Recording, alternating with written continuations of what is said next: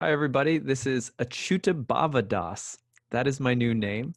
It is Saturday today, and I'm making a short video because I've gotten a million questions from people asking what my new name is and maybe to say a little bit about what Bhakti Yoga is, um, and just talk a little bit about what my new name means and how you pronounce it and things like that. So this is not an astrology video today. So if you're like, not interested, that's cool. This is just for people who are specifically interested in hearing about the spiritual initiation that I received from my spiritual teacher last night, and a little bit about the path of Bhakti Yoga, and also some plans that I have for the new year to share more specifically about Bhakti Yoga through a private YouTube channel that I'm developing. So that's what I'm going to talk about today. So this is my first day going by a new name, Acyuta-bhava. Dasa means servant. So Acyuta-bhava Dasa means um, uh, ultimately the first part of the name is qualified by Dasa. Anyone receiving a spiritual name in our tradition has Dasa at the end, or Dasi, man or woman.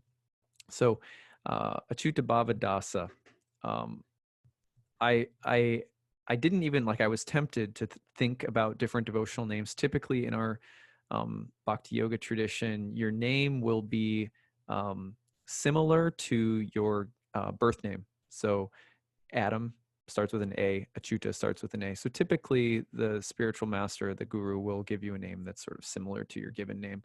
Um, so they're usually what they're doing too is not just willy-nilly. The name is chosen for a lot of reasons, and some of them are really meant to be revealed in time through the continued practice of one's sadhana, of one's daily mantra recitations, and inner prayer life and so forth. The name, the sort of divine nature of the name, you could say, reveals itself over time. So I'm super excited about this. Last night was easily one of the best nights of my life. I was yeah, I was nervous. I was really scared. I was excited, and the ceremony was really beautiful.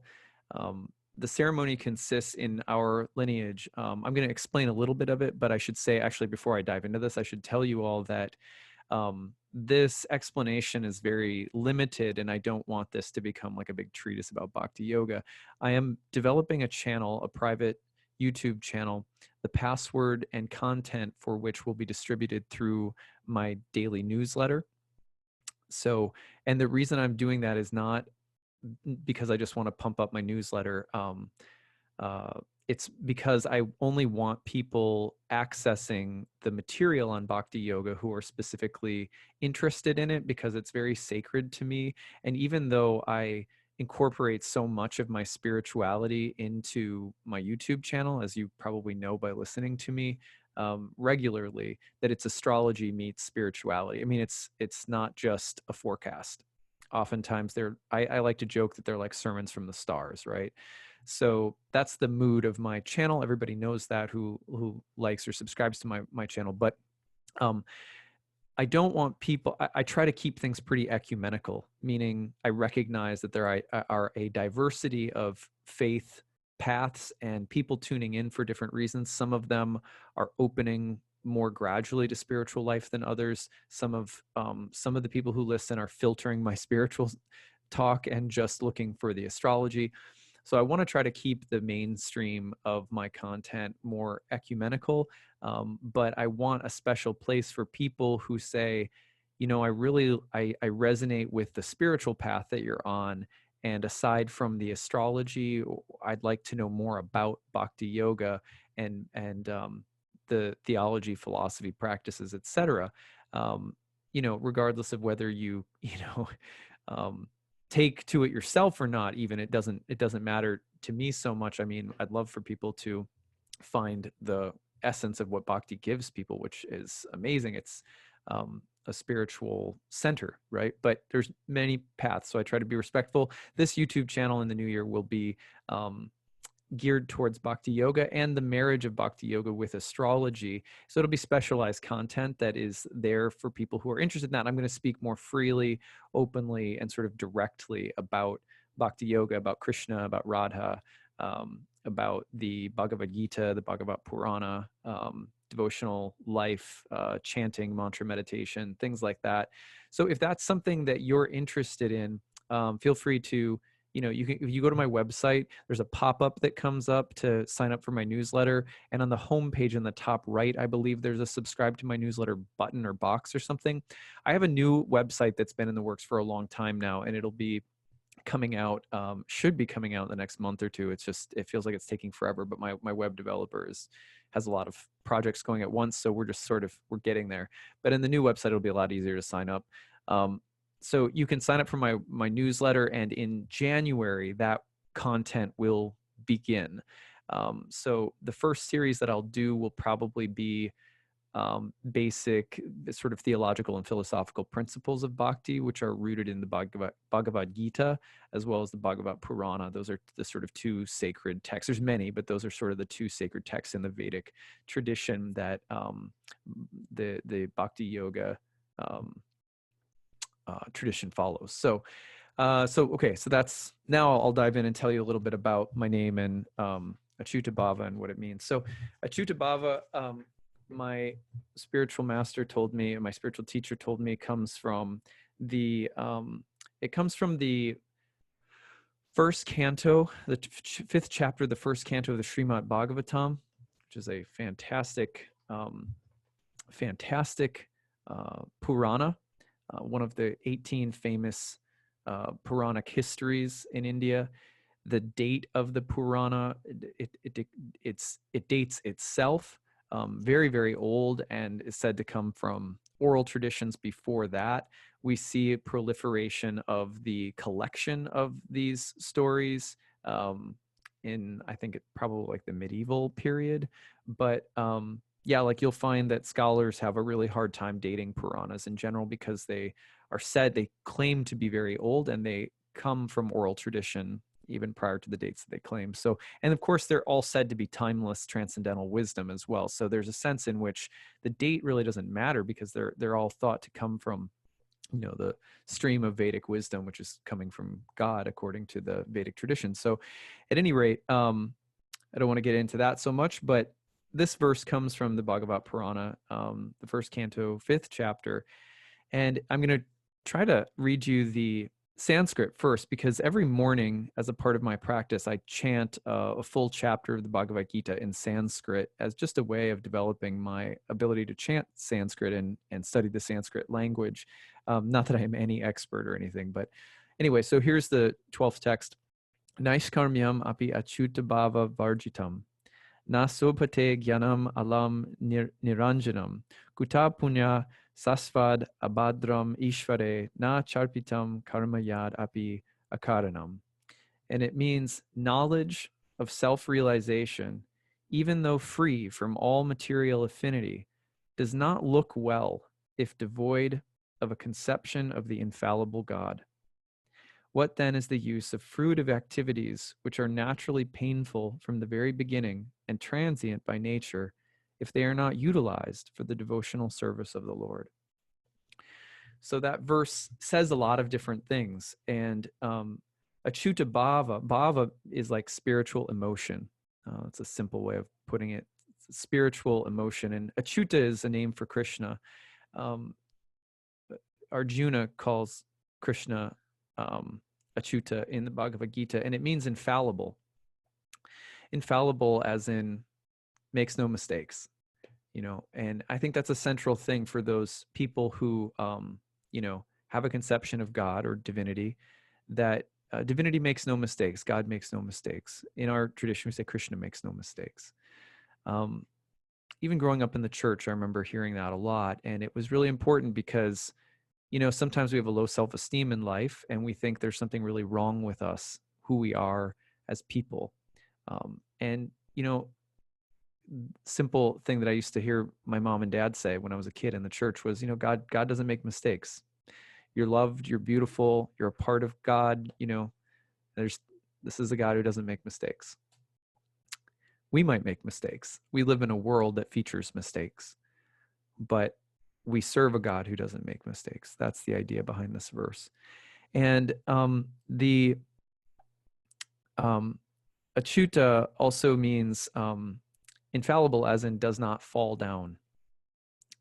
Um, what does falling down mean? Well, in simple terms, like in our human world, you probably know what it's like to hit your stride spiritually, where you feel like you're living from your heart.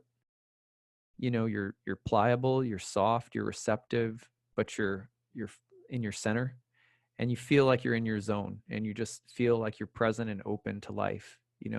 But then at some point, a gingerbread cookie comes running across the path, you know what I mean? And you're like, ah, and then you fall down.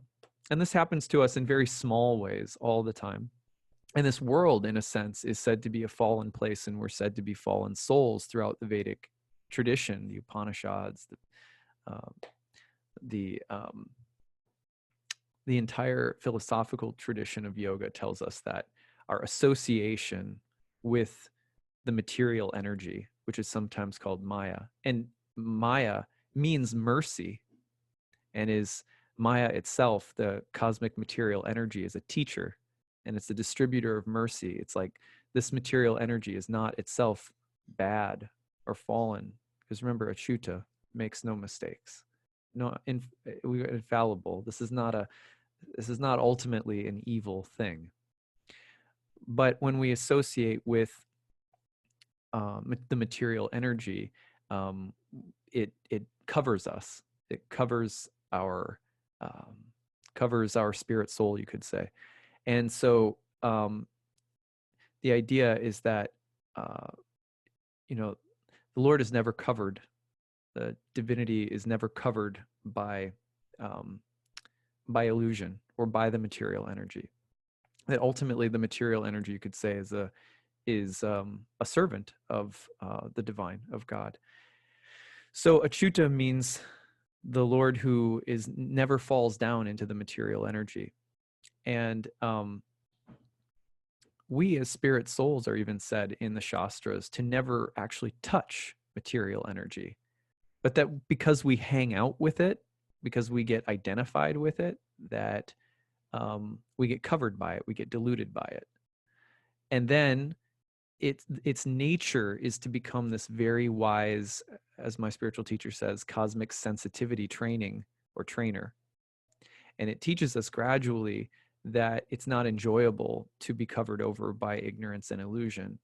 And so in that sense, the entire materialistic trip is actually in service to our higher self.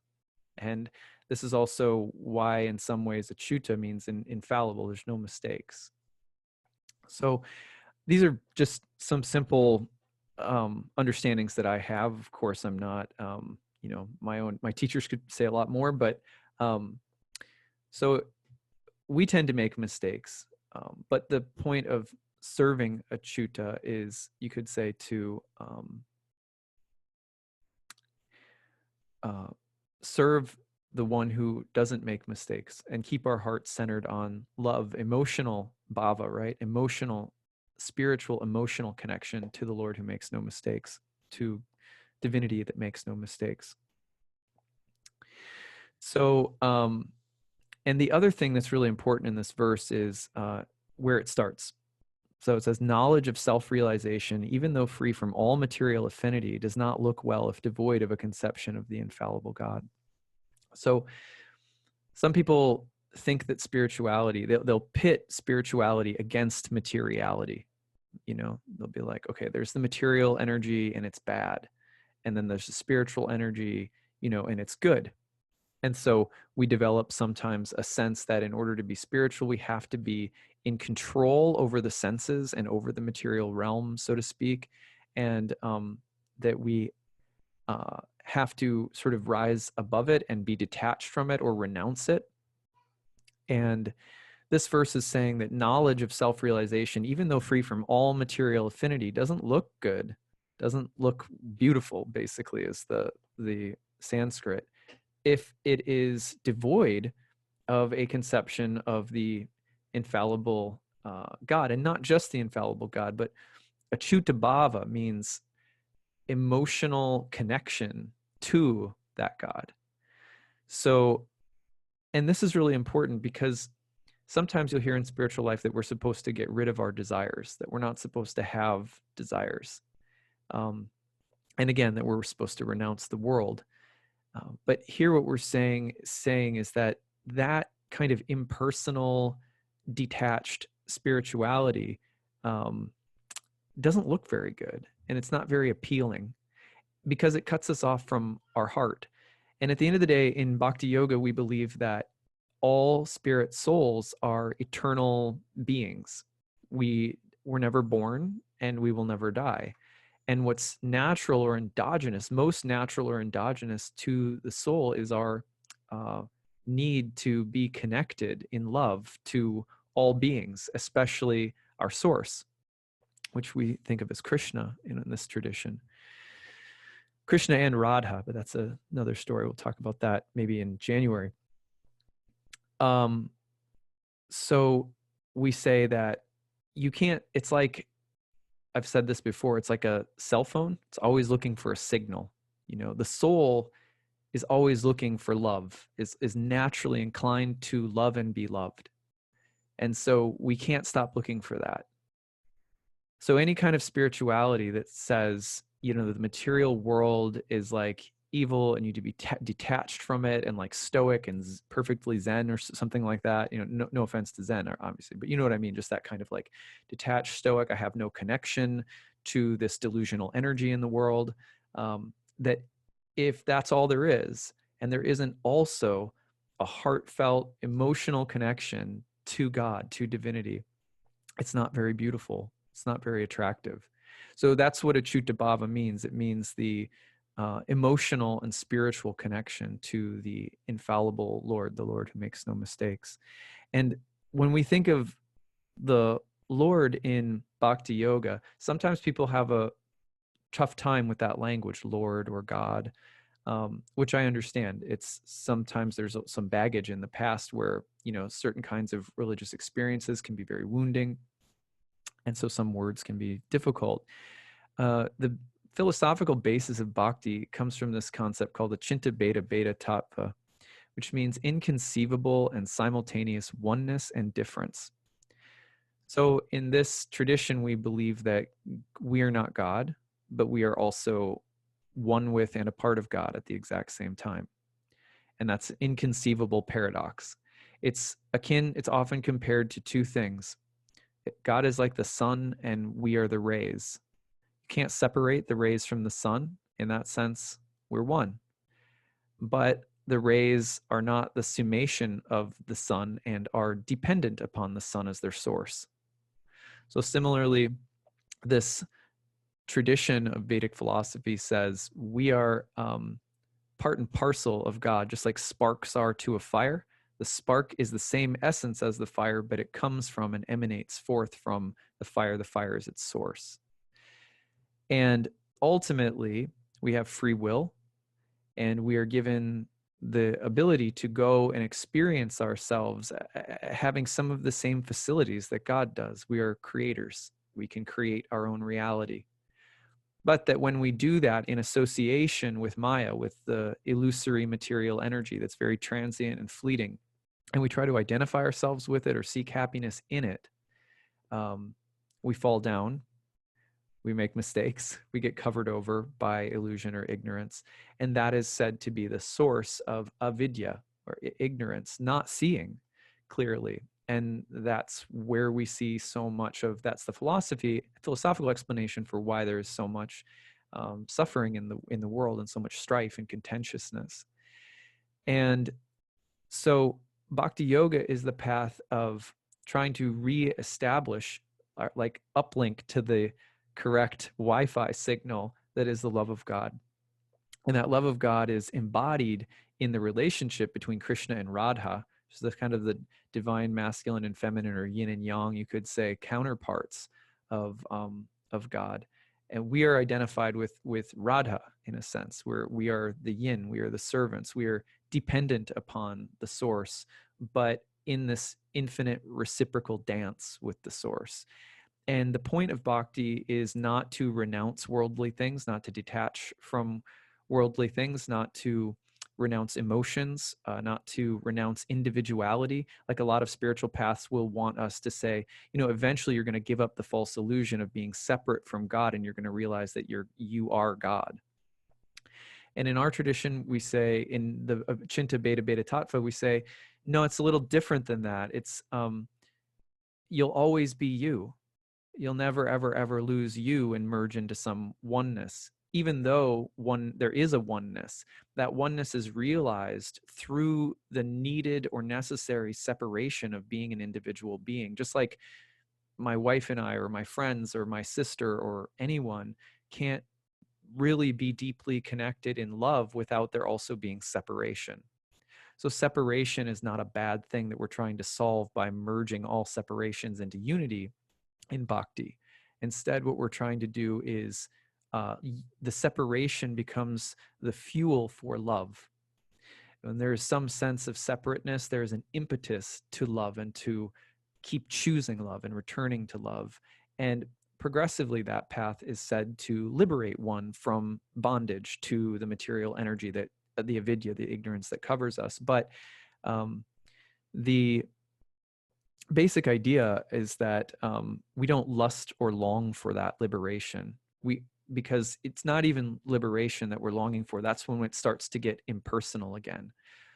Knowledge of self-realization, even though free from all material affinity, doesn't look good if it's devoid of a conception of the infallible God, or again, Acyuta-bhava, meaning the emotional, spiritual, the bhava, the love for God. And in this sense, also, everything in the material world is thought of as having its place and having its purpose in terms of the cultivation of the relationship of love. That's why we say Maya is a servant of the Lord and is the embodiment of mercy, so that even our material experiences where we get deluded and covered are gradually teaching us. They're gradually teaching us love. Sometimes, they've been teaching us love since time immemorial, right? And it's in order to take the next step, we have to start intentionally engaging with God as a lover. And there's so many different moods of that relationship that exist in bhakti. God as friend, God as parent, God as child, God as lover, so many moods. And in the practice of Bhakti Yoga, everything in the material world we're learning to use in service to God. So rather than trying to say, oh, the senses are bad or material energy is bad, which is often what people struggle with when they try to meditate, right? When people try to meditate, it's often like, I just have a problem like silencing my mind or quieting my mind or not getting distracted. In Bhakti, we say, yeah, that's a really, really difficult path, and it's not actually recommended by Krishna in the Bhagavad Gita. Not that there's anything wrong with meditation necessarily. It's just, it's a very difficult path, and it's actually more natural for most souls to choose the sort of middle path of bhakti, you could say, where we're engaging our senses, our emotions, our heart, our feelings, etc., in love of God. So, you can see the flowers on my desk right here. They're offered to my altar. The daily practices of bhakti often include things like offering flowers, water, fragrant incense, candles to the deities on the altar, and of looking at them lovingly while chanting the names of God. And what this does is, when you were a kid and you had like a picture of like whatever rock star you liked on your wall, and you just look at it and like, oh my God, like that's such an amazing band or whatever. The idea is that we're intentionally cultivating emotional attachment to God. Even the much more meditation oriented and sort of renunciate oriented yoga sutras of Patanjali say that having a drishti and a personal representation of Ishvara, the Lord, is essential for absorption into samadhi, into bliss.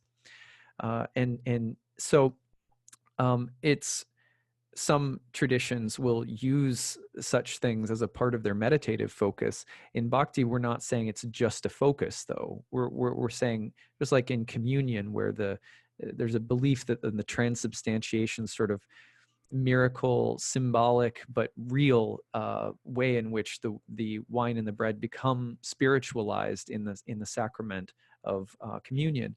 We similarly say that the deities on the altar and the way that we worship and so forth are real. That there's a spiritualization of matter that takes place, and that our lives are really looking for ways of spiritualizing what we do. So, in a big part of Bhakti Yoga is the eating of prasadam, which is holy food. And many people in India are familiar with this, right? Many yogic traditions where we make the food that we're going to eat with the idea that the food is first being made to give to God, to Krishna. And then after we've, offered it with love, made it with love, then we eat the remnants, because we say that the Lord can eat with his eyes on the altar. The Lord can eat with his ears. We feed the Lord with the sound of our chanting and our prayers, and in that way we nourish the Lord. And the Lord, that's what God wants, we say in Bhakti, is our love. That's what God craves the most, is our love, and reciprocates with us and gives us love in exchange. And that's the point of all reality. So in Bhakti, we try to use everything in material reality. We don't renounce it. We say, no, we want to use it in loving, devotional, to build devotion and love. So we use it in service. So knowledge of self-realization, even though free from all material affinity, does not look well if it's devoid of the Acyuta-bhava, the emotional, spiritual love towards the Lord, who's infallible, who doesn't make mistakes. What then is the use of fruitive activities? This would be just the material energy and the things that we do in the world, which are painful from the beginning and transient by nature. They're fleeting, and they actually don't leave us feeling very good afterwards if they're not being utilized for the devotional service of the Lord. So, and I think you probably feel this way because the second teaching of Jesus, the topmost, was to love God, and the second teaching of Jesus was to love one another. And though we all struggle with this, I know I do. Just because I have a channel and talk about this stuff doesn't mean I have any of it figured out. It's a practice for all of us. And anyway, so the practice of Bhakti Yoga is something that it flows outward into our love of others. So that was the second teaching of Jesus, was to love one another. So the second commandment is similar: love others as you love yourself. And in Bhakti, we say the same thing. We say that from focusing our life on devotion to our source, from that love and devotion, the overflow of that love that is reciprocated in our hearts starts to spread out to other people. And we learn to see that same infallible source in everyone. No one is a mistake, and nothing that's happening is a mistake. And that's hard. It's hard to comprehend that on the level of our interactions in a vidya. When we're covered over and lost in our stuff, it's really, really hard to remember that. And in that realm, it's not always even appropriate to take that position. You know what I mean? Like, there are the law of this world also has a reality that we have to sort of respect. But ultimately, we learn through this cultivation of this love to see God in everyone. And so we can serve. One of the simplest ways that I think Bhakti is present in all of our lives already, whether or not you're formally studying, yogic Bhakti or not, is that, we are people who, when we are at our worst and we feel really bad, if we've been wronged, or if we feel that someone has wronged us, or we've harmed someone, or if we feel lost or confused, or if we are struggling to figure out what happiness means, everything like that, one of the simplest, most perennial truths is that if we stop thinking about ourselves and instead think, how can I love someone or serve someone around me, that immediately it's as though the burning forest fire of our own pain and suffering goes away. It's just gone. And that's because It's the same impulse and the same purifying fire that love gives us universally. So in bhakti, you can see bhakti in the human sense, because the mode of goodness, the which is very satisfying for us on the physical body. It's like, creating a peaceful vibe feels good in the body. And we can notice that we create that peaceful vibe when we just put aside ourselves and try to do something to make other people happy. Even if we have a lot of pain, it's actually sort of the best medicine. The more that we are in pain, personal pain, and I mean sometimes we can't, but the more that we're in personal pain and we try to reach outside of ourselves to serve someone or serve something else, we notice that right away, at least even if it's just temporarily, our, the pain is gone. So much of the pain comes from being self-absorbed in the self that isn't really ourselves.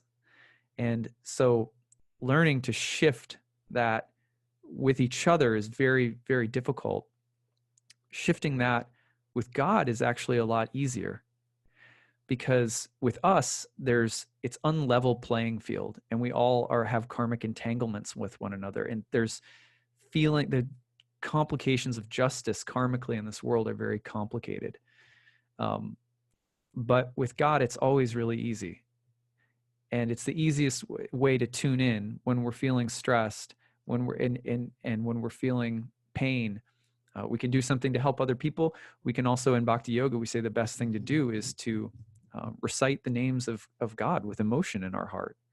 Cry out, call out, sing out. You know what I mean? And put bright flowers around you and give them to God. Just be like, I love my life. I don't know what's going on. I don't know where I am in the midst of this vast universe that I can't comprehend. My mind can't circumscribe. I don't understand fully why I'm here, what the purpose of life is. It's a little scary. There's a lot of confusing opposites. You know what I mean? Joy and great pain.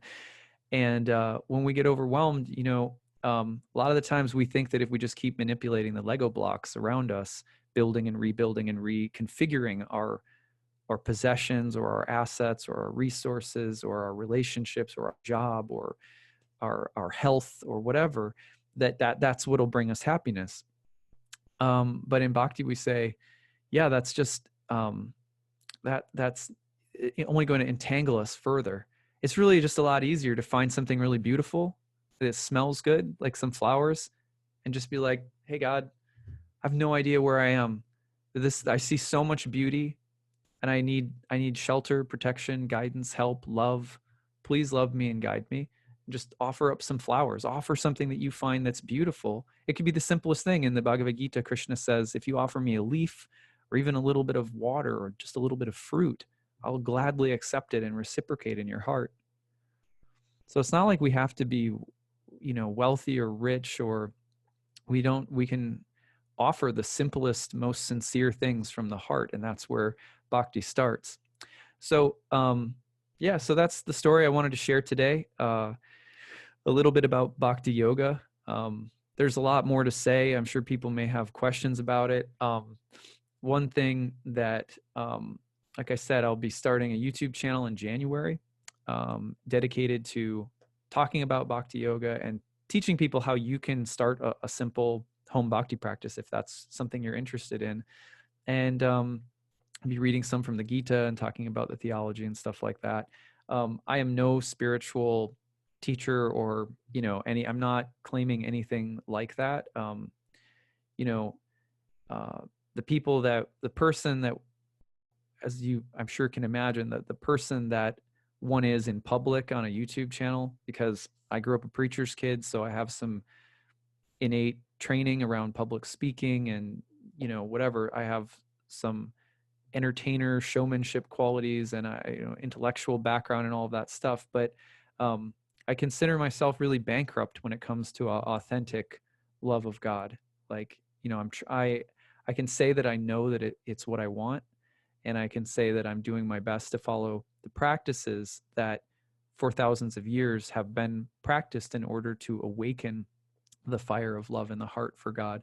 but I can't say that I'm anywhere near realizing it. You know what I mean? So I say that in advance also because, you know, taking on a spiritual name and talking about all this stuff, it can seem kind of aggrandizing. And I just want to make sure people know that that's not my intention. My wife and kids, you know, can attest. I'm like, you know, I'm the source of their karmic problems sometimes. So, you know, and my people who know me, you know, as well know that I'm just a dude. So anyway, but this dude is now called Acyuta-bhava Das. So you can call me Acyuta, or you can call me Acyuta-bhava. Either way, I'm very thankful and just humbly requesting that you just, I guess, call me by my spiritual name. That's what I prefer to go by now.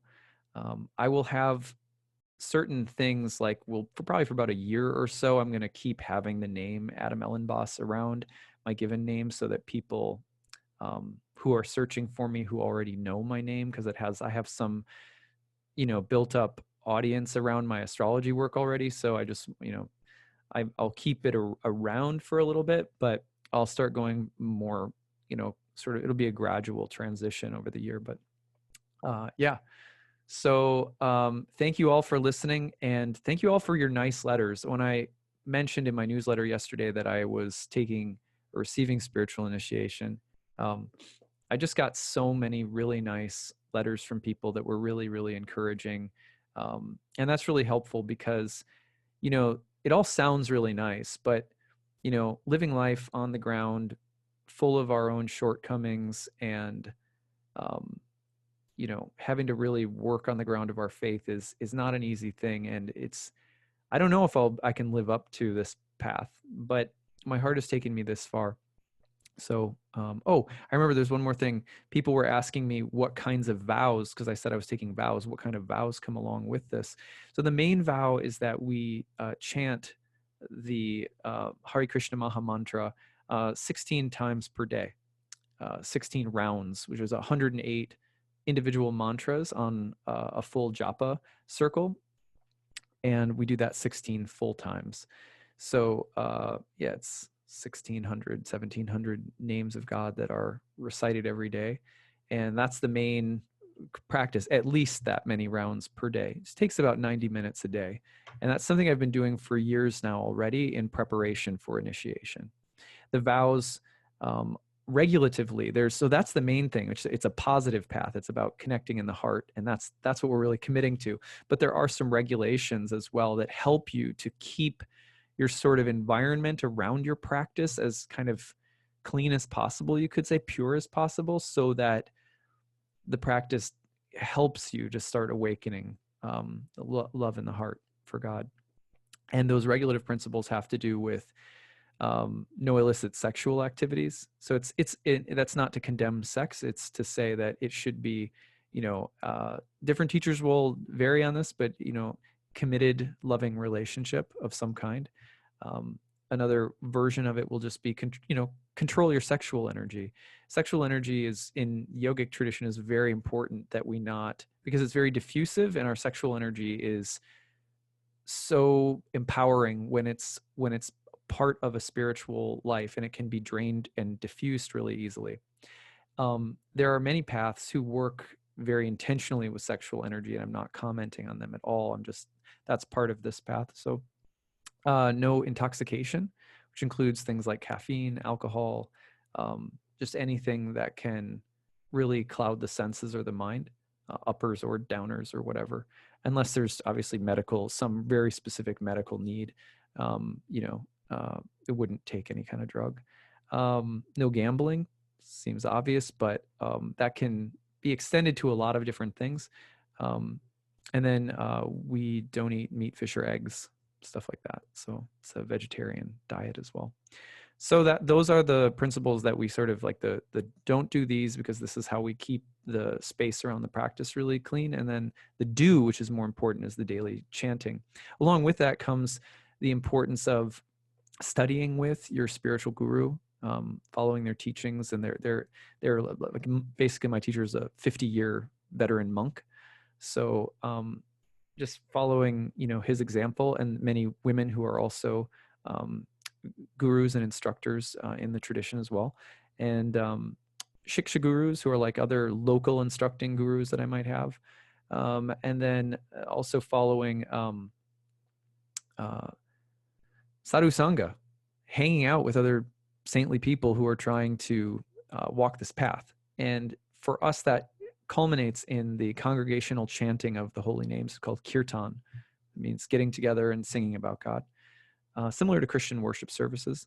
And then reading of the sacred scriptures is very important. It's studying the theology and the science of yoga, of Bhakti Yoga. So those are some of the key things that we do that are really important that we're vowing to do. Also, part of this is evangelical, just to be completely frank. Part of it is also the belief that souls who are suffering can be enlightened and healed by the message of Bhakti Yoga, which is why I infuse the spiritual message into everything that I do. I'm charismatic about it. My emotional love for it and my intensity as a preacher does not always live up to my realization of it, but Lord Chaitanya, who was one of the propagators of Bhakti Yoga, he came about 500 years ago. He's thought to be an incarnation of Krishna, golden avatar of the Kali Yuga. His message was basically just hit the streets, sing about God and hit the streets. This is why Bhakti Yoga came to the United States in the 1960s for the first time. It was the Hare Krishna movement. People in San Francisco, young hippies, basically just chanting kirtan in the streets and handing out Bhagavad Gitas to people. And and they were really young and hippie, and things were the history of the Hare Krishna movement in the United States is a complex subject, but the path of Bhakti Yoga in India, which I'm a part of, is very, very old. And it, when it first came to the United States, though, it was part of this mission from Lord Chaitanya, which said, take chanting and singing and loving God to all corners of the world. That was his message for his disciples. And that was part of the lineage of teachers that I come from now. So that's why also, just to be transparent, that's why I'm starting a YouTube channel to talk more specifically about Bhakti Yoga, because I want people to know more about it. Okay, that's what I've got for you guys. Thank you so much. And I'm happy to now go by Acyuta-bhava Das. So thanks. Take care, everyone. Bye.